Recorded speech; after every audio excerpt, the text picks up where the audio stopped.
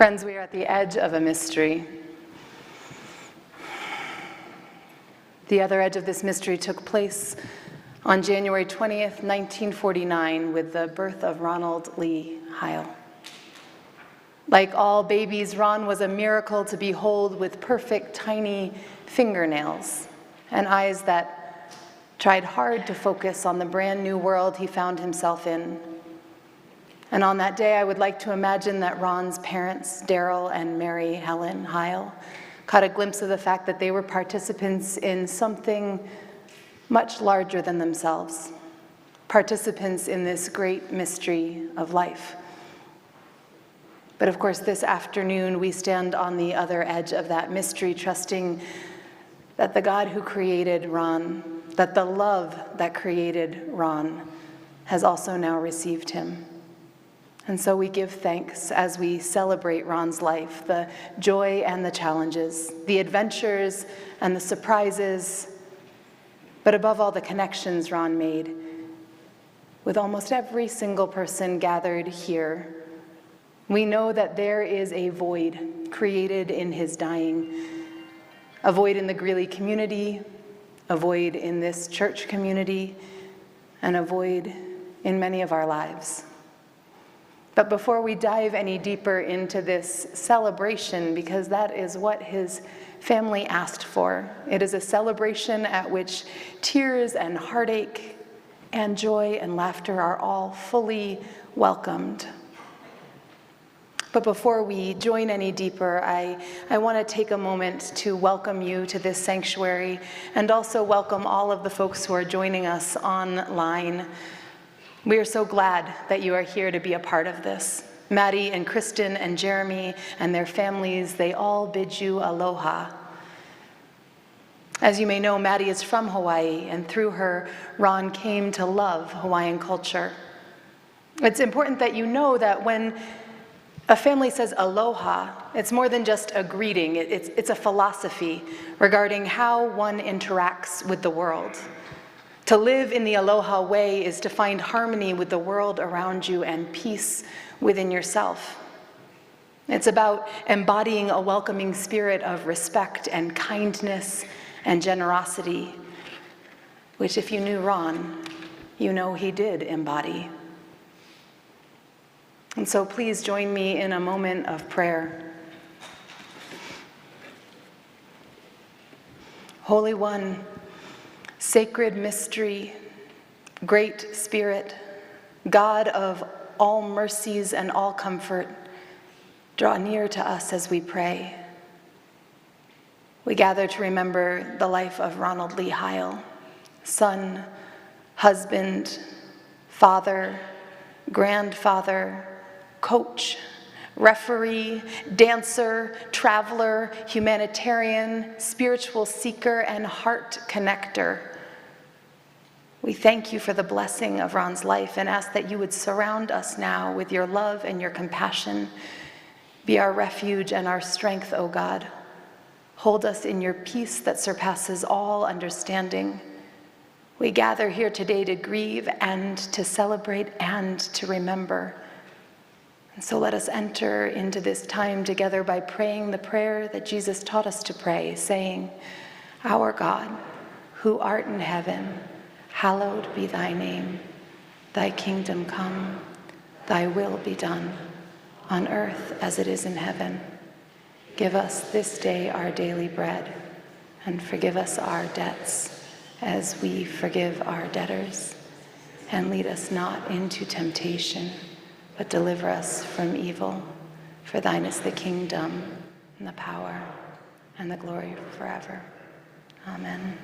I always love when we worship together and I hear multiple different voices of the Lord's Prayer. It reminds me of how wide the circle is drawn and how many are here to celebrate and remember. And so I want to invite you throughout the worship service, if there's language that fits better, use the language that fits better. God understands us in our many voices and our many ways of knowing God's love.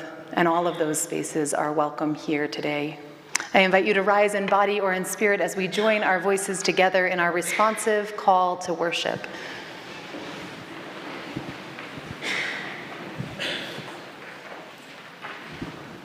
I lift up my eyes to the hills. From where will our help come? Our help comes from the Lord, who made heaven and earth. God will not let your foot be moved.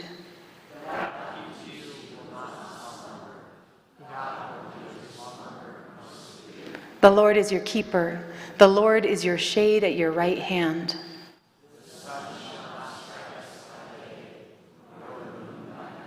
The Lord will keep you from all evil.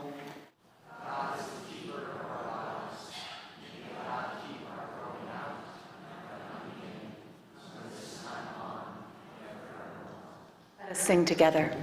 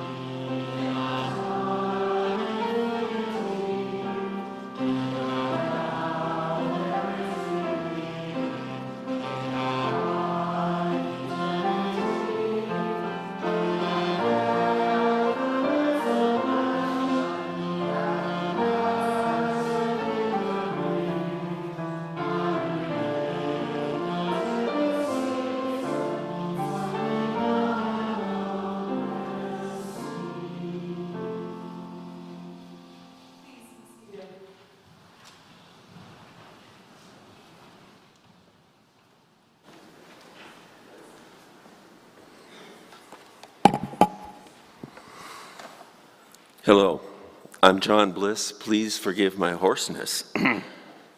I've known Maddie and Ron for about 25 years, and I wanted to share with you very quickly that Maddie contacted me about 2 weeks ago and said, Ron liked to wear aloha shirts for comfort. I knew what that meant. And she wondered if it would be appropriate for people to wear that kind of shirt to this service. I said I thought it would be just fine, and I had a shirt to wear. So here I am, and I'm glad many of you got the message.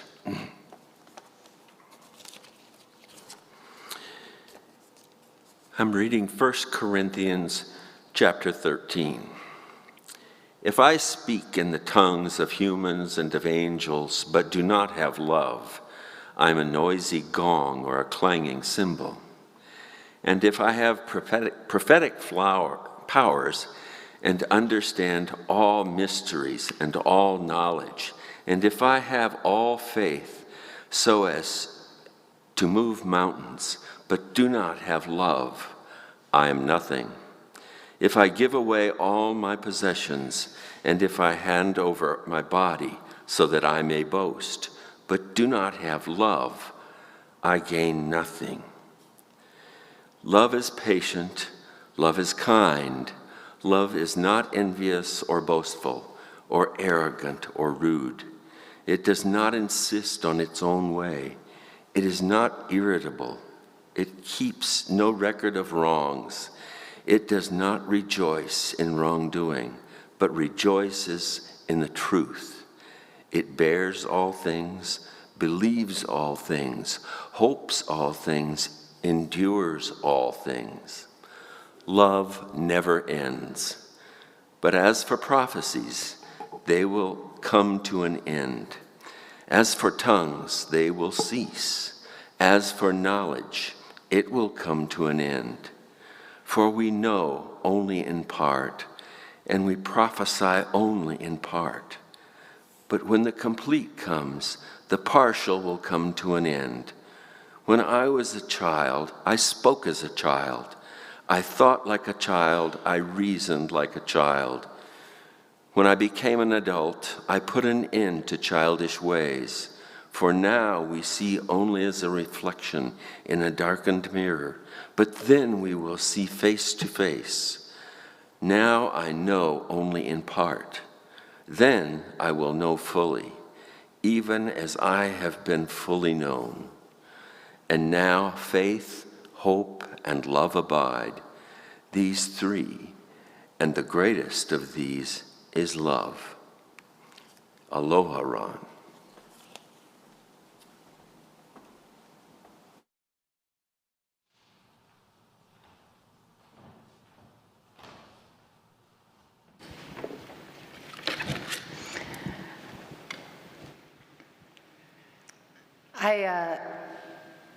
I am known not to be short on words.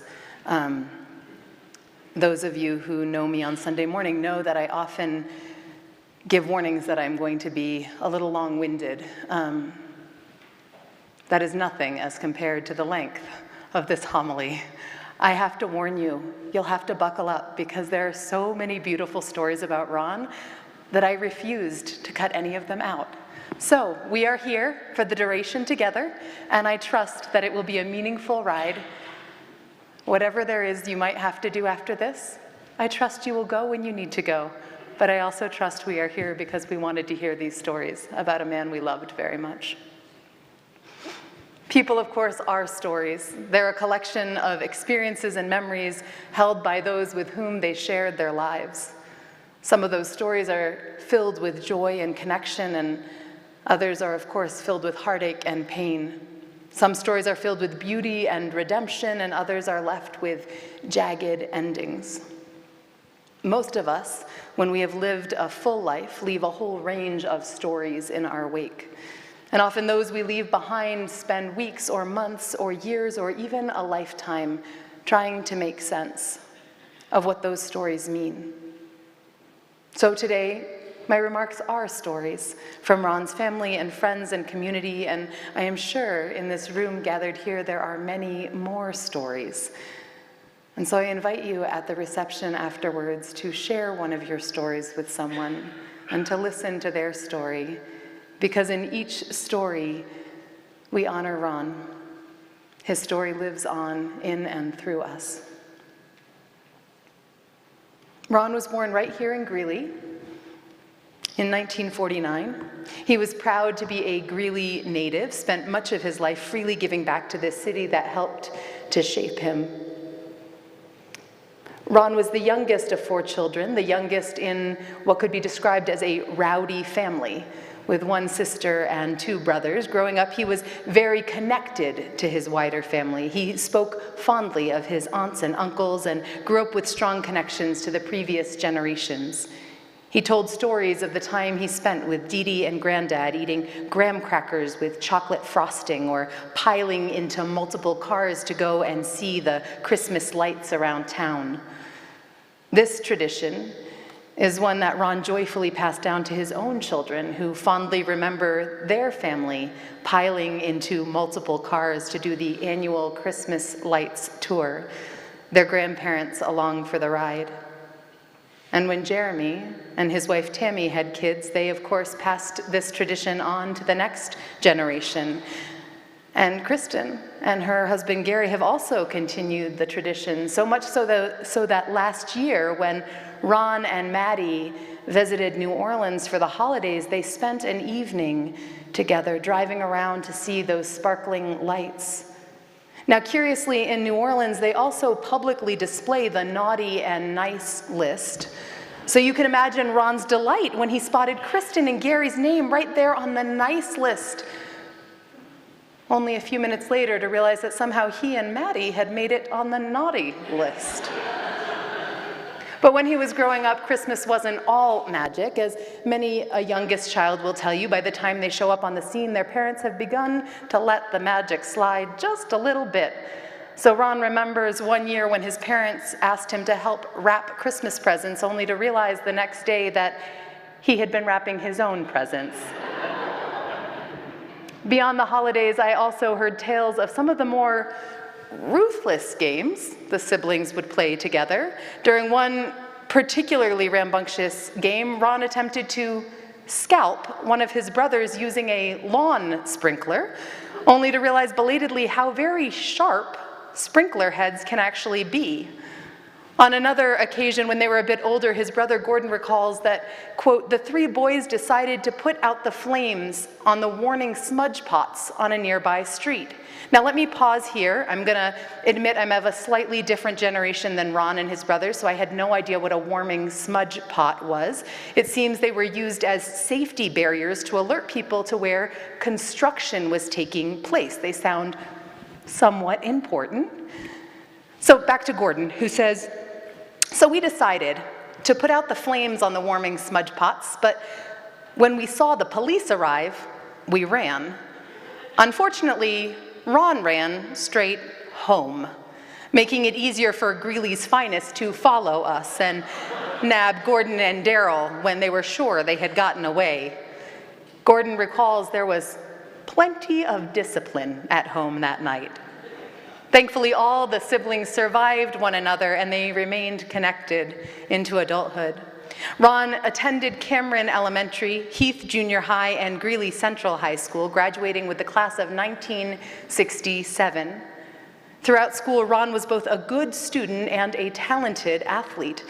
And though Ron reported that he was really quite shy in school, at a reunion many, many years later, a woman approached Maddie and let her know that Ron had been considered quite the catch back in his day.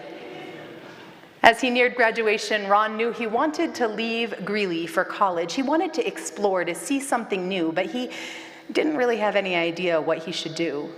Luckily, when he visited the school counselor, she had a recommendation for him. Go to Puget Sound, a small college in Tacoma, Washington. Well, that was enough of a push for Ron. Well, that, and Maddie thinks there may have been a girl he heard was also planning to go to Puget Sound. And though that crush didn't quite pan out, Ron's time there at Puget Sound shaped his life. He earned his degree in psychology, graduating with the class of 1971. And his experiences living in the Pacific Northwest helped to fuel his passion for travel throughout the rest of his life. It also helped to fuel his love of music. His son Jeremy reports that whenever his father told a college story, it was inevitably about hanging out with his professors outside of class, or going to concerts, or getting into mischief. There was the story about the pet seal, Annie, that he and his housemates had in college. You heard me correctly, that was pet seal. Yep. There was also the story about the time he and his roommates accidentally blew a hole in their yard using dynamite. I heard these stories and I wondered, what was I doing in college? Clearly I didn't get it right. Ron waxed poetic about the Pacific Northwest. He loved the mournful sound of the foghorn. He loved being able to fish right off the back deck of his house. He loved the taste of blackberries, especially when they were in pie. He spoke with great passion about blackberry pie, especially the blackberry pie served in one particular location called the Copper Kettle. And many years later, he and Maddie and the kids took a trip back to Tacoma, to the Copper Kettle, to eat slices of blackberry pie. His kids remember that their dad had a real sense of pride showing them around Tacoma and telling them stories of those formative college years. But though Ron loved the Pacific Northwest, he graduated into a tough economy, and he made the prudent choice to return to Greeley, which turned out not to be such a bad thing. Greeley was Ron's town. He loved it fiercely, but that wasn't the only reason the return was well-timed. Before long, he would, of course, meet someone very special. The story goes that in 1972, Ron's brother, Gordon, was working at the media center at UNC and dating a woman named Harriet. Harriet and her friend Maddie worked together at the Educational Resource Center at UNC. The group decided to throw a party, and Gordon invited Ron, who had just returned home from Washington. Ron and Maddie clicked. In January, they had their first official date, which quickly led to another and another. Maddie recalls that she was actually dating several guys at the time, and Ron expressed feeling a bit uncomfortable about the fact they weren't exclusive. Maddie, in turn, pointed out that they hadn't made any sort of commitment yet. Well, Ron must have taken those words thoroughly to heart, because he proposed in April. First date January, proposed in April, and they were married by June. People said it was way too fast, that they wouldn't make it even 6 months, but instead they made it nearly 51 years. Friends and family alike have commented about the strength of their relationship, describing them as peas in a pod, or two people who were made for each other. Of the two of them, Ron was the romantic. He would always remember that April 11th was the day he proposed, and he was great at remembering and celebrating their anniversaries. Maddie remembers that one year he called her in the middle of the day and said they should go out that night. Distracted and busy, she asked, "Why would we do that?" And Ron responded by saying, "I could give you 32 reasons why we should go out together tonight." She then, of course, realized it was their 32nd anniversary. A few years into their marriage, Ron and Maddie's family expanded. Maddie recalls that Ron was eager to be an involved father right from the very beginning. When Kristen was born, the doctor didn't want to allow Ron into the delivery room. At the time, it was still the norm for fathers to wait outside. The doctor tried to thoroughly scare Ron out of coming in, explaining all of the terrible things he might witness during a delivery.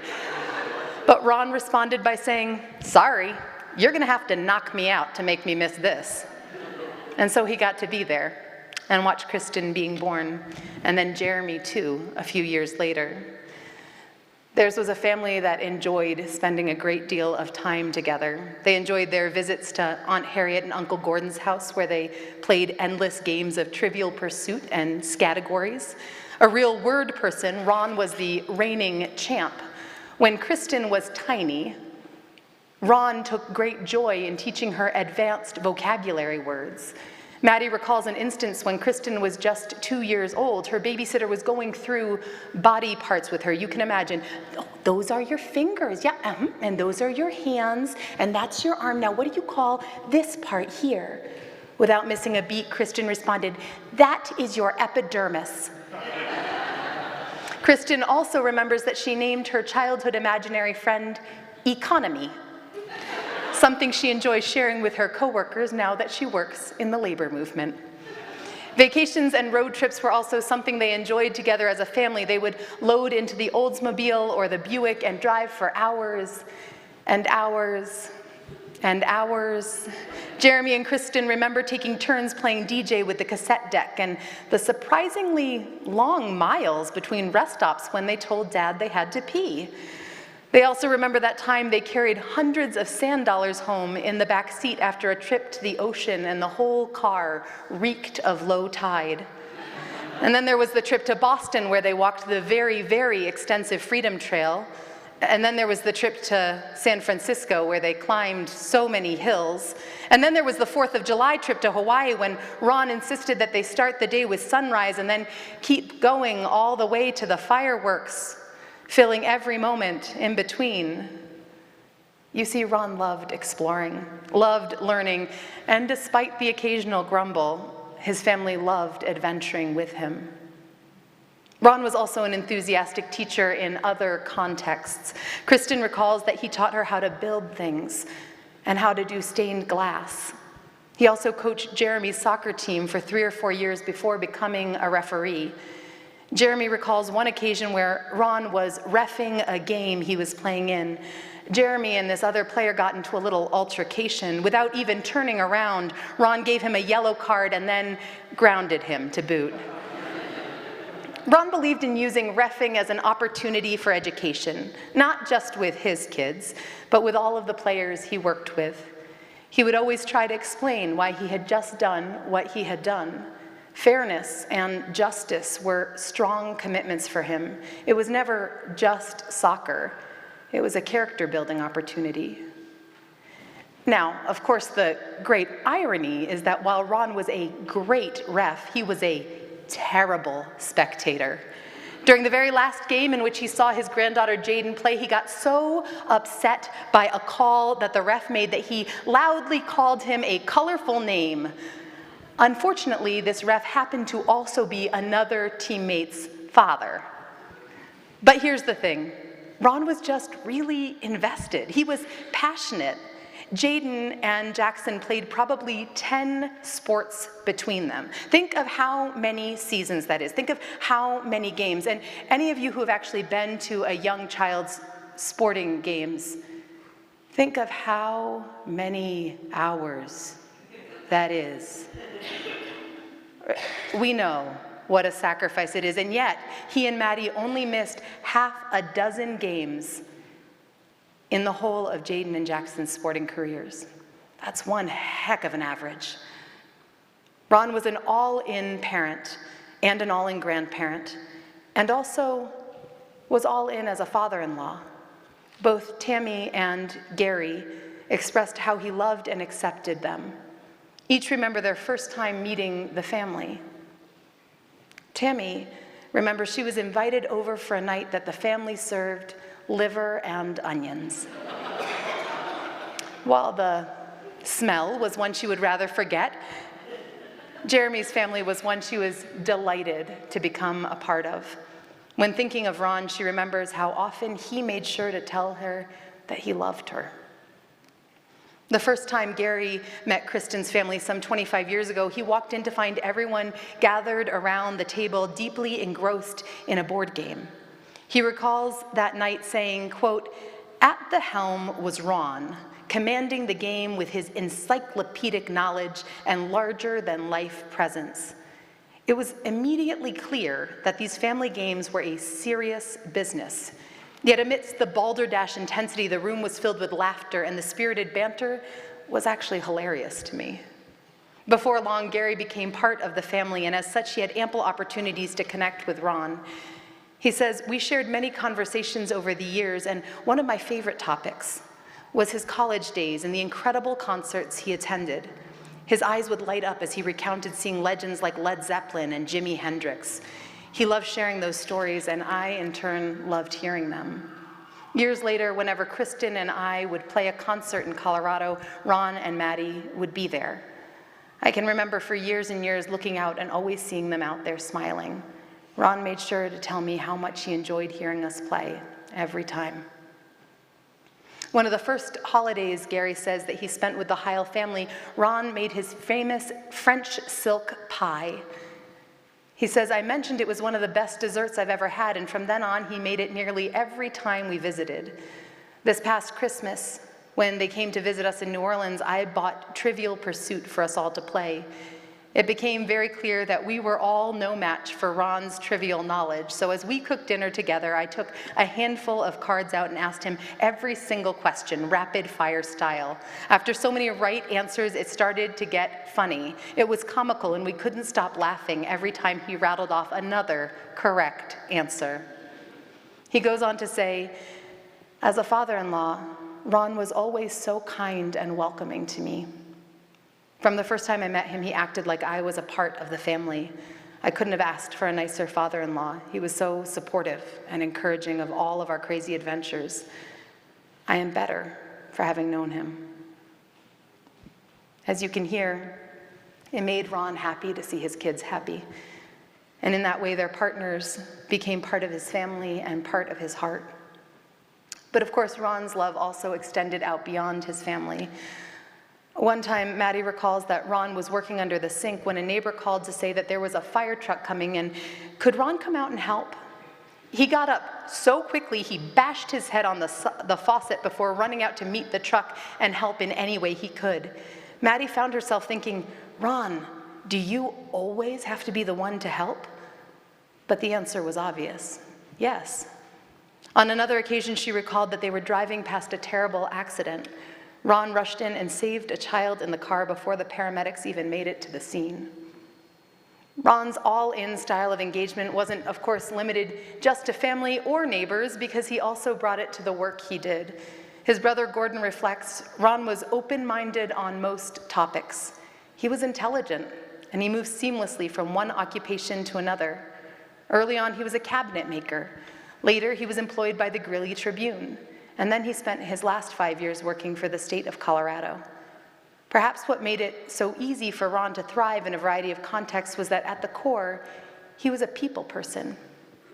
His sister-in-law, Harriet, says, among his outstanding qualities was the fact that he would remember people and make them feel comfortable. He was curious and sought to learn about the city, his family, and the world around him. His easygoing nature was calming, end quote. Chuck and Barb Largent worked with Ron at the Greeley Tribune. Chuck met Ron in the mid-1980s when he applied for a position at the Trib, and he and Barb had the pleasure of working with Ron for over 20 years. During that time, Ron managed the Tribune's distribution department, which was possibly one of the most difficult departments to manage, but Ron did it well with a combination of hard work and excellent management skills. Chuck and Barb shared a story that highlights how central Ron was when it came to everything from minor building maintenance to high-level decision-making.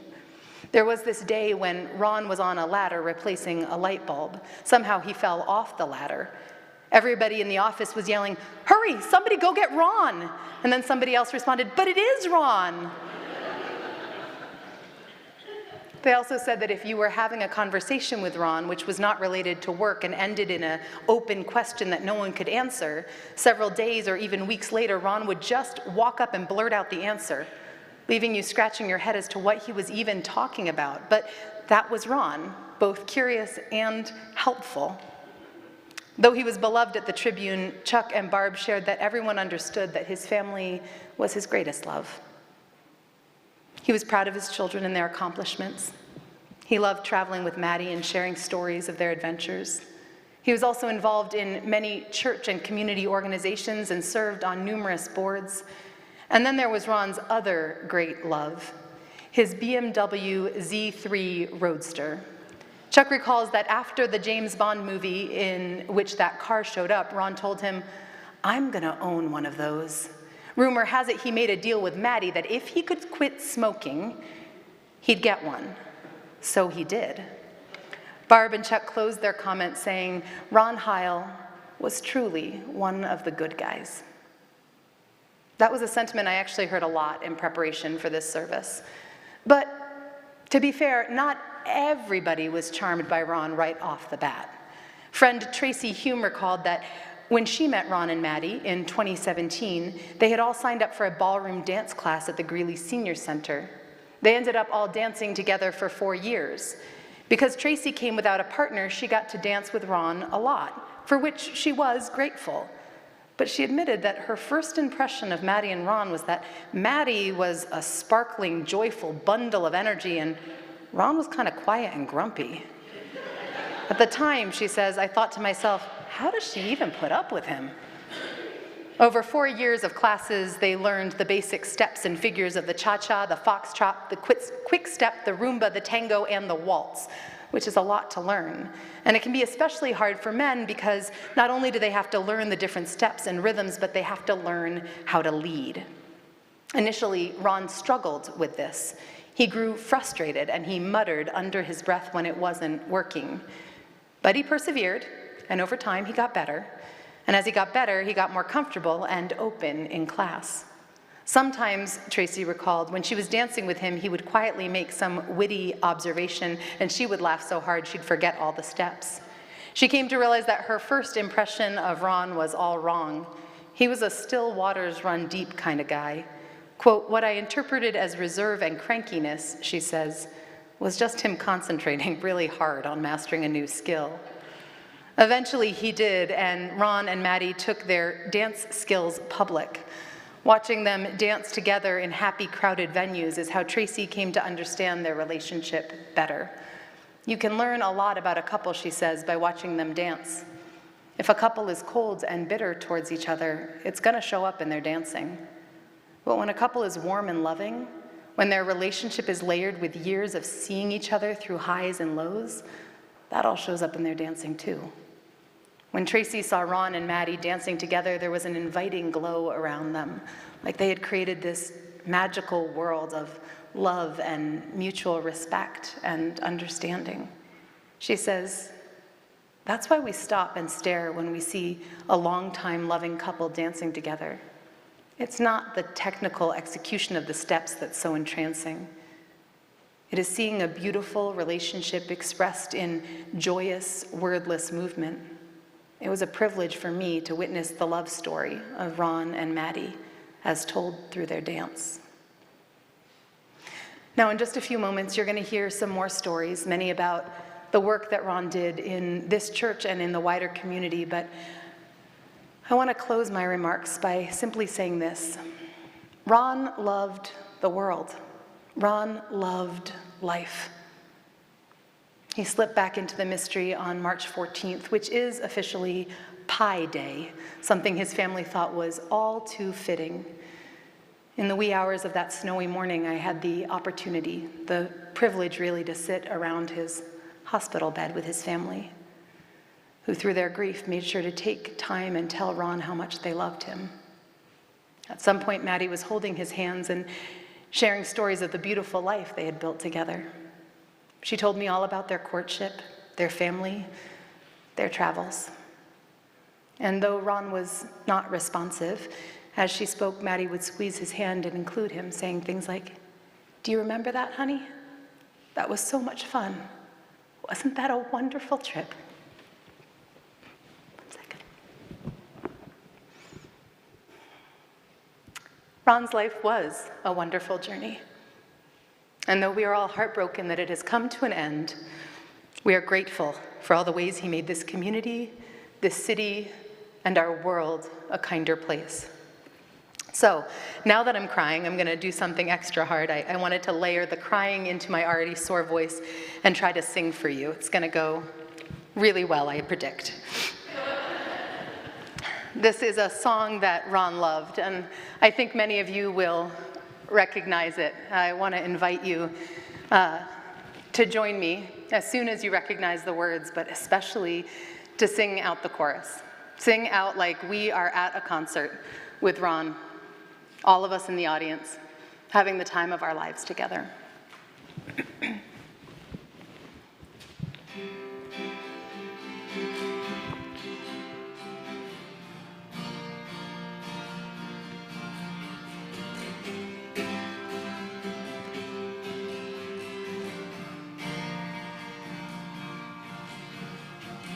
Love is but a song we sing, fear's the way we die.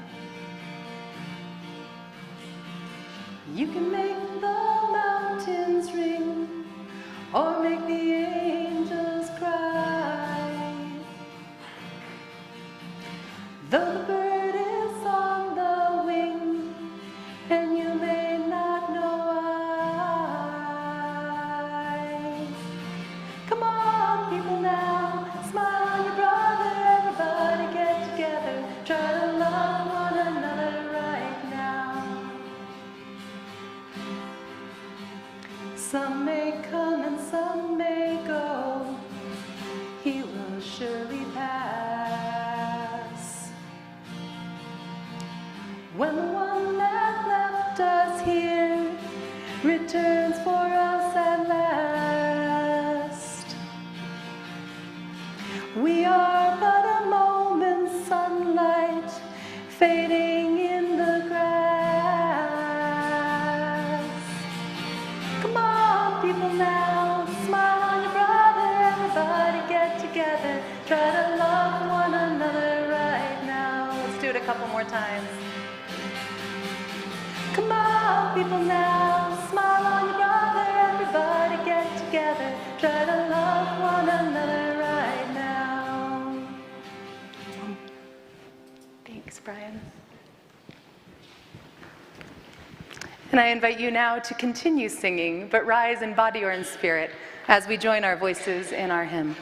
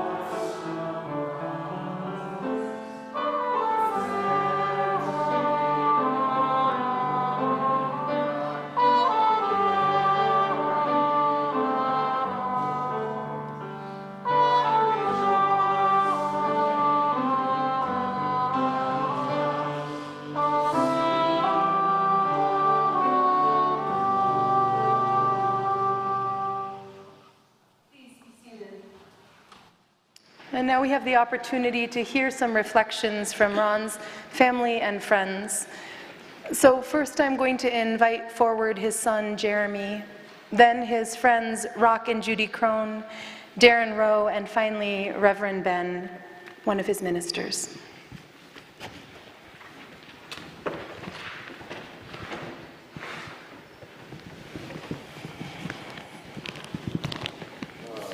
I want to thank everyone here and online for the overwhelming support you've shown to my mom and our family and the sudden loss of my dad. Many knew him as Ron, the dedicated co-worker at the Greeley Tribune who gave 20 years of hard work, or as Ron, the Greeley community volunteer who helped at schools, churches, soccer fields for many years. And of course, Ron, the friend who was always ready to lend a hand in times of need.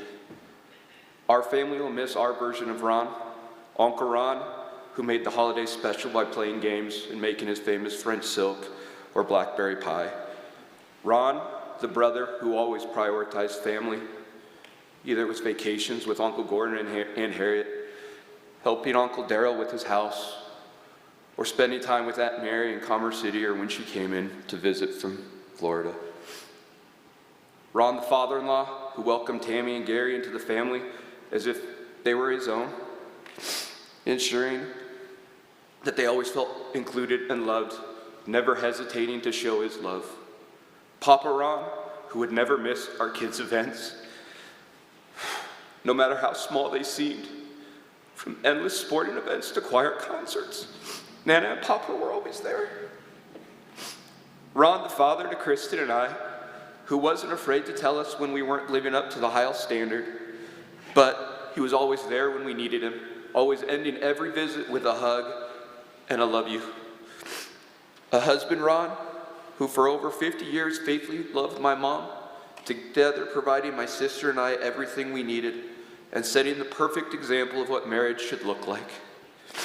As I stand here still struggling to understand why he's gone, I find comfort in knowing that in his 75 years on earth, he touched so many hearts. Seeing the outpouring of support makes it a little easier to cope with his absence, knowing that while he won't be here to hug him physically anymore, his memory and spirit will last forever with so many people. I want to thank everyone who has come by, sent foods, sent notes and cards, and said a prayer for my dad and the family. Your love and support has been a comfort to us all. Thank you.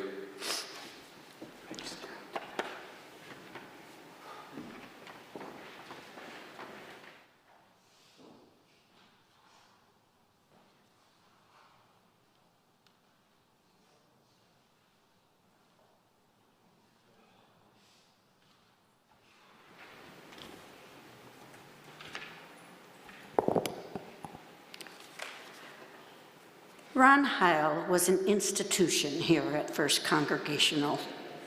I was privileged to serve on the Board of Trustees with Ron. Ron was always there to do whatever was needed, and his positive outlook helped counter my occasional doom and gloom.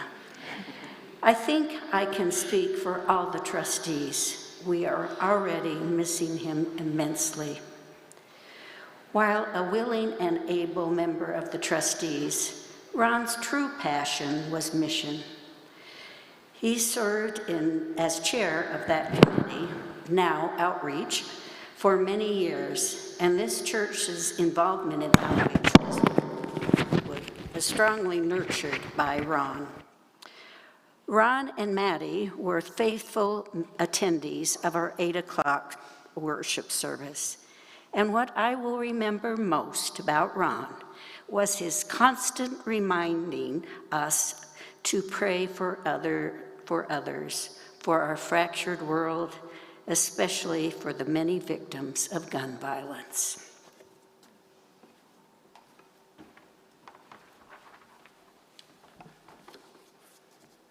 My last conversation with Ron was just a few days before he fell ill and passed away. We were sitting in Chadwick Hall back there having coffee after the 8 o'clock service, having conversations with a few of our friends, and Ron was telling us about some of his experiences as a soccer referee, not all of them exactly loving. As with many of our friends in common, we tend to remember Ron from different perspectives based on our experiences with him. I remember Ron as a mission-oriented guy. We served on several mission-related projects together. I remember Ron's calm and respectful manner, even during discussions that might involve some disagreements. Ron had firm opinions, but he always expressed them in a logical and compassionate way. Oh yes, remember Ron's ponytail? Once a year, he would cut off his ponytail and donate it to a program that made wigs for people in need. Even though it took a whole year for Ron to grow his donation, I'm not sure if his gift would amount to much more than a healthy mustache for the recipient.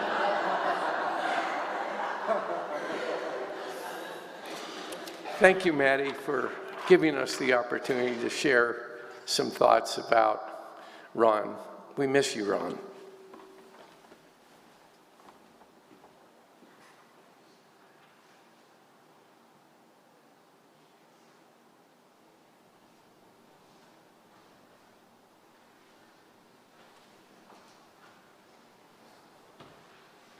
All right. Sorry, I don't know if mine will be that quick. Maddie said, can we get 2 or 3 minutes? I said, I can give you 10.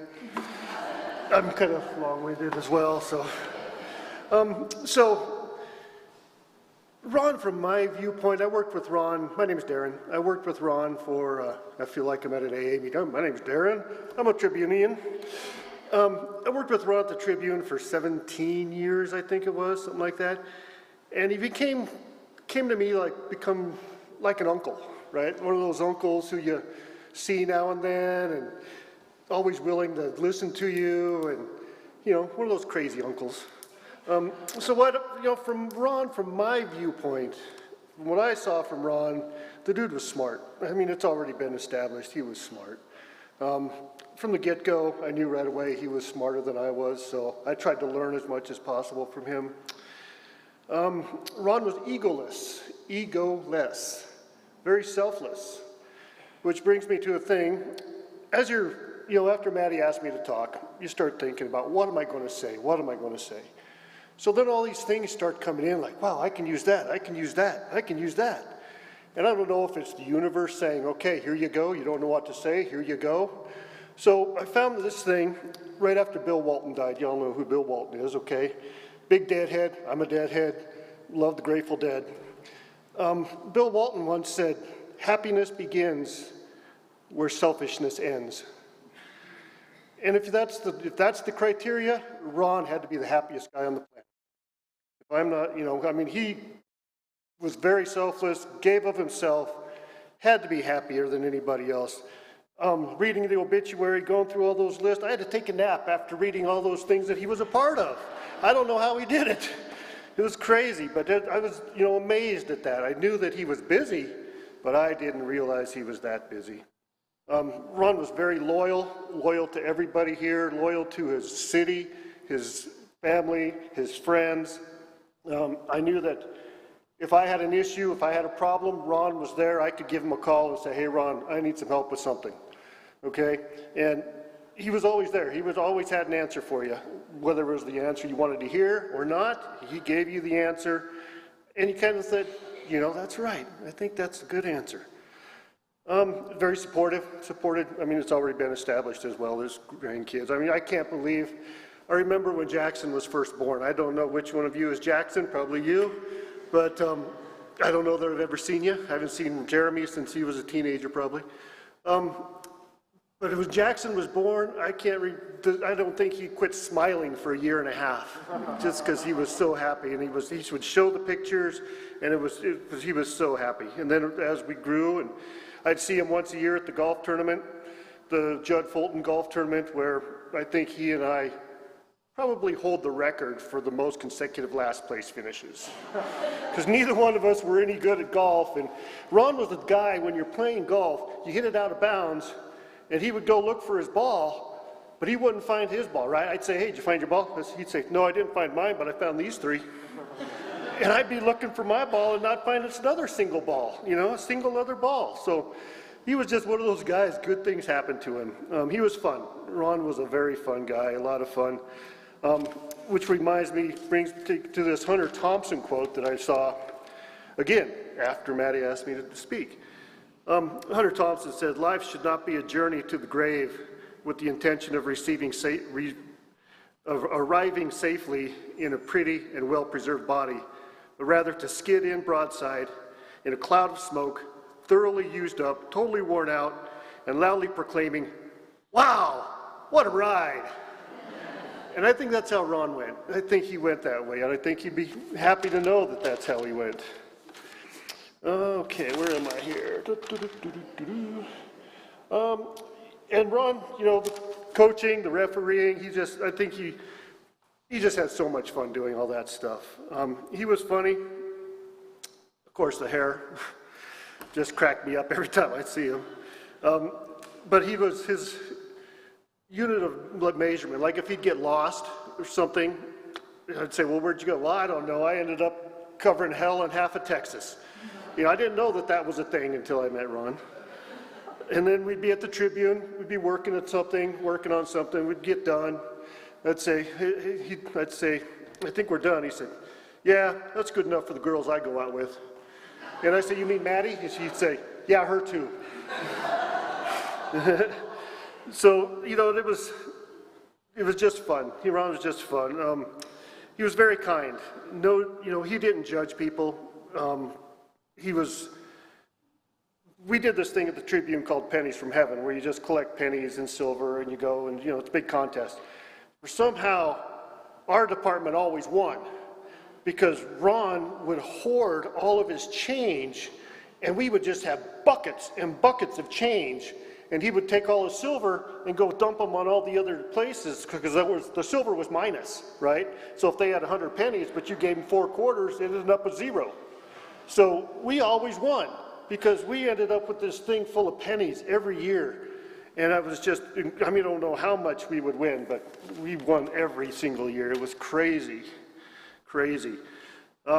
Speaking of the dance classes, my wife and I signed up for a dance class. I don't remember what it was, salsa or something, right? And we show up at the rec center, the senior center, sitting there waiting to go in. And here's Ron and Maddie. I'm thinking they're going to go play ping pong or something, right?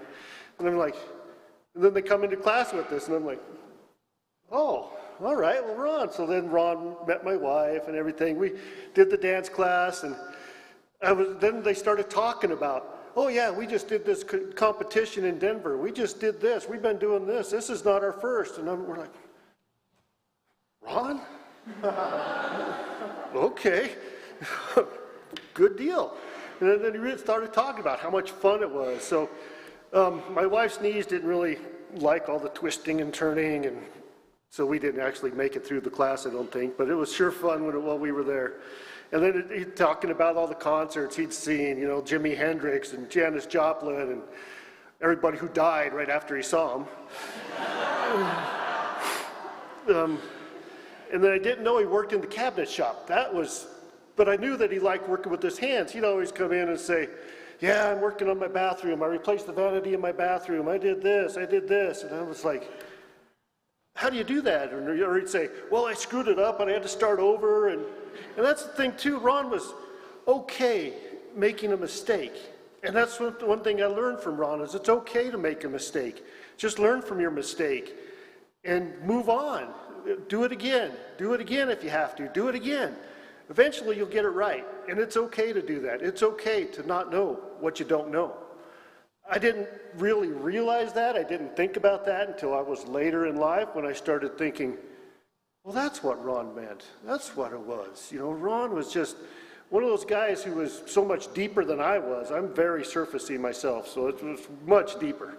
And then I was talking to Maddie, and she was telling me about his stained glass. I had no idea he was into the stained glass thing. So I'm looking forward to seeing the piece that he made, and it'd be really cool. I'm sure it'd be so much fun to learn that from him. Other things I learned from Ron: kindness, understanding.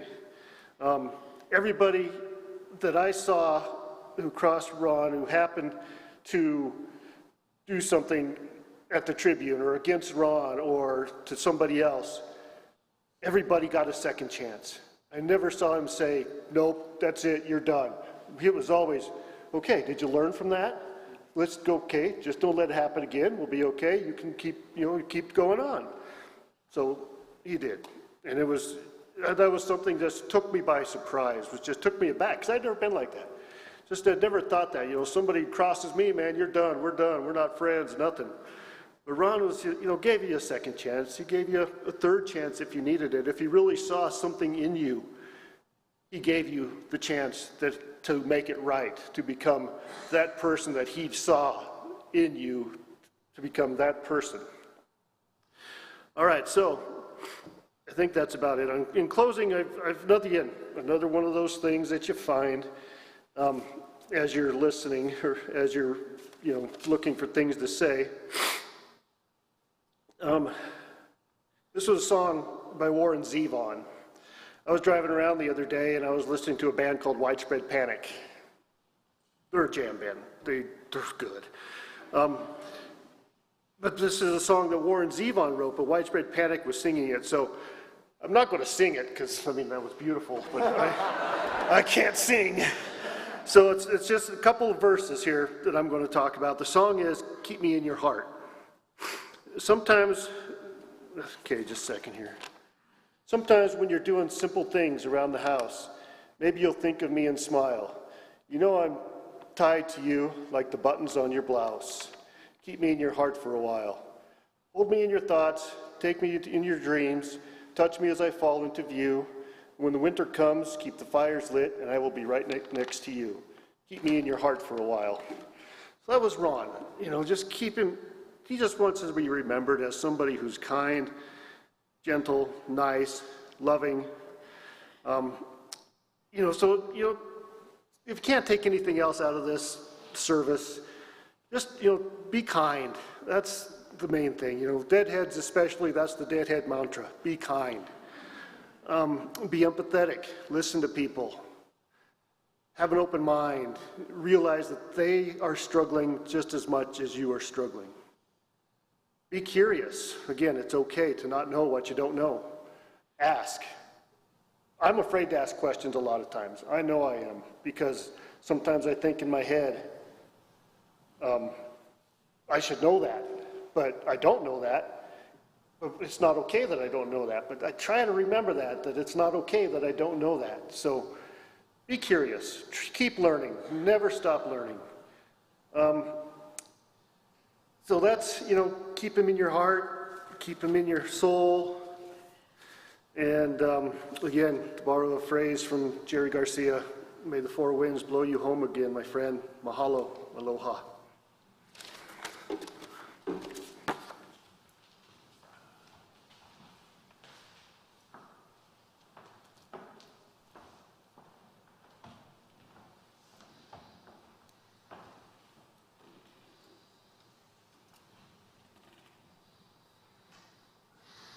A couple of weeks before Ron's passing, Sandy Varley was leading a class on a book titled Let Your Life Speak by Quaker author Parker Palmer. During our time together in that class, Sandy asked each of us to engage in an exercise.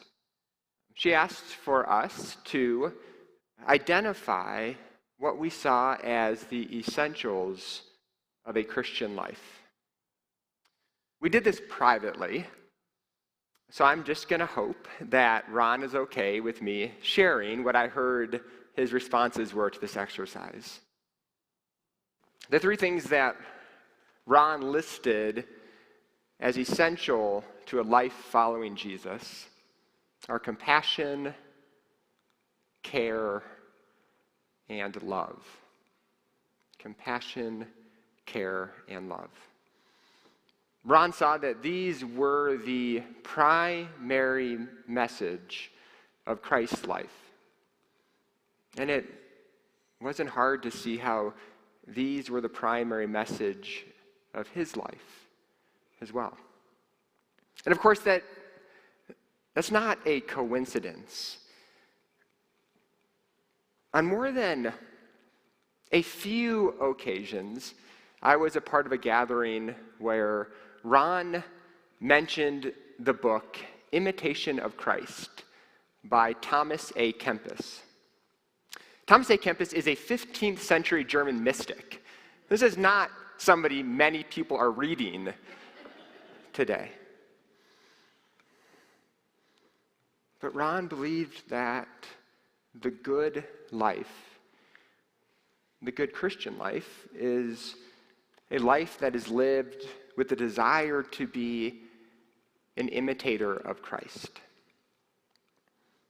In the book of 1 John, there is a verse that says, "Those who say that God lives in them must live the way Jesus lived." And then it goes on to say, "Whoever says they are in the light but hate their brother and sister, well, they are still living in darkness then. Whoever loves their brother and sister is the one who lives in the light." It's from the Epistle of 1 John. Ron was unquestionably one who lived in the light. But not 1 minute of his really countless hours of service to others was done for the purpose of being in the spotlight, of being recognized. Ron's life devoted to those two great commandments of Jesus, loving God and loving neighbor as oneself. They were done in his characteristically humble, easygoing, and gentle manner. Ron was not one to yell, but he was one to raise his voice with prophetic conviction when it was needed. Ron was not one who demanded to be in charge, but he was one who would step forward to lead when nobody else would. And Ron wasn't one who sought out recognition for himself. But it is impossible for us gathered here to not see the difference that his life made. In our Greeley community, here at First Congregational Church, in our own very lives. There's no question that there was so much more good that Ron would have done had he had more years with us. And there's no question that that would have been a devotion of his life, was to do, as John Wesley said, as much good as you can for as long as you can, wherever you can. And knowing that that was the trajectory of Ron's life, how remaining years would have been lived here, having that awareness is a charge for each one of us who love Ron and whose lives were shaped by Ron. Because I think the greatest way we can celebrate and honor Ron's life is for us to devote our lives, like Ron did, to be imitators of Christ, to be those who are shaped by the way of love, to live as Jesus lived. And so, using the words of St. Francis, where there is hatred, may we, like Ron, so love. Where there is injury, may we, like Ron, so pardon. Where there is doubt, may we, like Ron, sow faith. Where there is despair, may we, like Ron, bring hope. And where there is darkness, friends, may we, like Ron, walk in the light. Amen.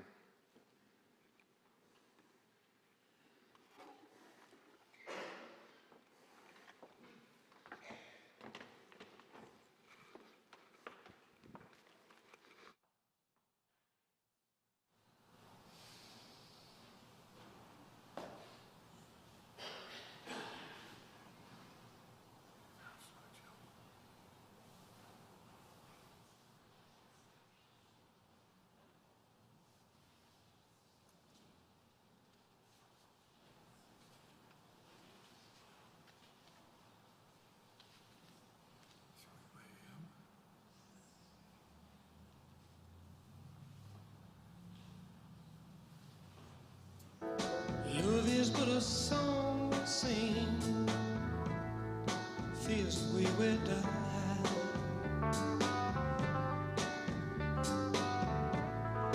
You can make the mountains ring, or make the angels cry.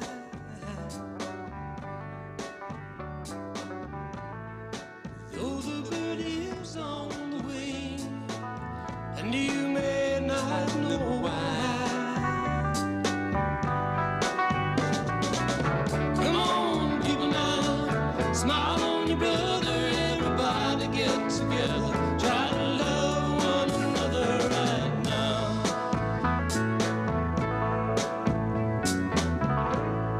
Some may come and some may go, we will surely pass. When the one that does here returns for us at last, we are but a moment's sunlight fading in the grass. Come on, people now, smile on your brother, everybody get together, try to love one another right now.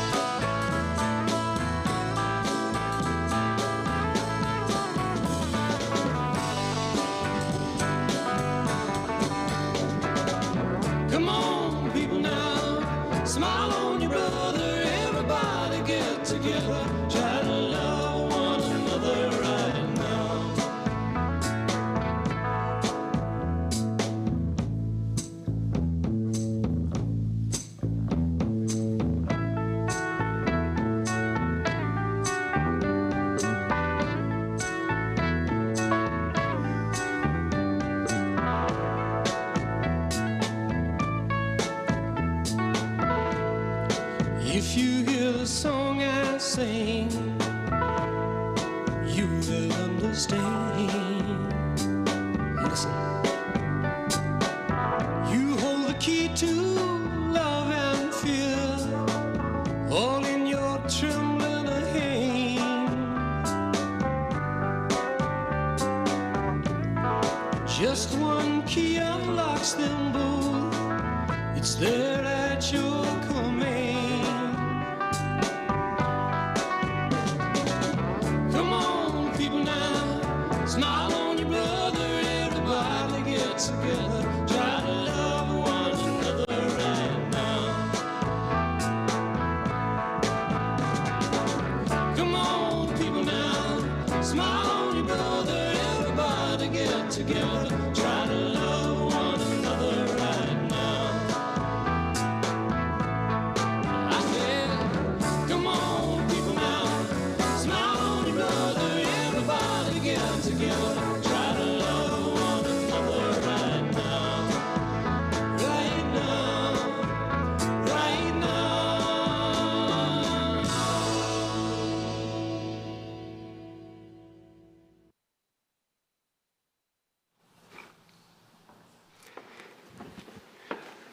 Would you join with me in a spirit of prayer?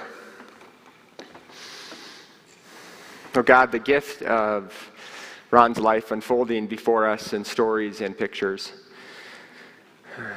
the magnitude of love that he sowed into the lives of so many, the commitment to this community and to this church, to his family, to his friends.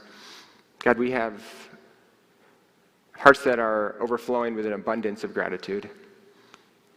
As we walk in these early days of his time no longer with us physically, we pray, oh God, that our hearts will continue to be shaped and formed by his life.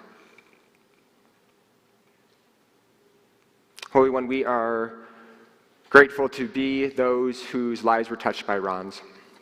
We pray that we will be those who continue to live out the message of Ron's life, one in which he committed to with the fullness of his being shaped by your love so that he may reflect that love into the world around him.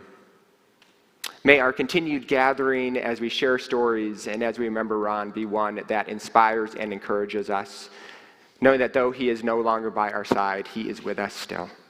Your beloved servant, our beloved friend, one who will forever be remembered in our hearts as one who has shaped and changed the world around us.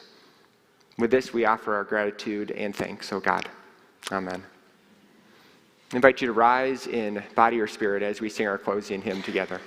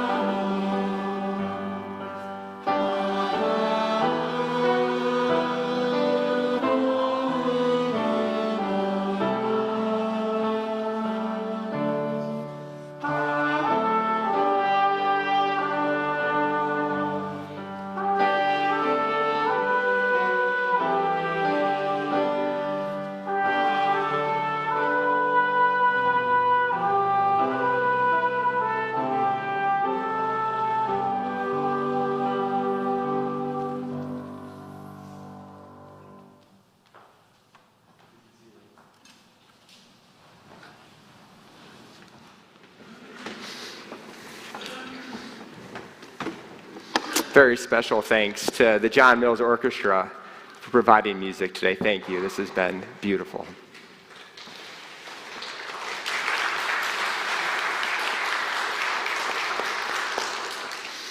Friends, we are invited by Maddie and Kristen and Jeremy and Ron's family to join together for a time of refreshments and fellowship in Chadwick Hall, right behind us, immediately following the service.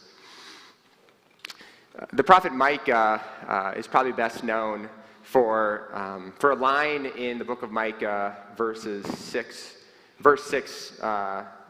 6, verse 8. And I think it encapsulates the direction and focus of Ron's life. It says, "What does the Lord require of you but to do justice, to love kindness, and to walk humbly with the Lord your God?" Those of us gathered here today can say without equivocation, "Well done, Ron.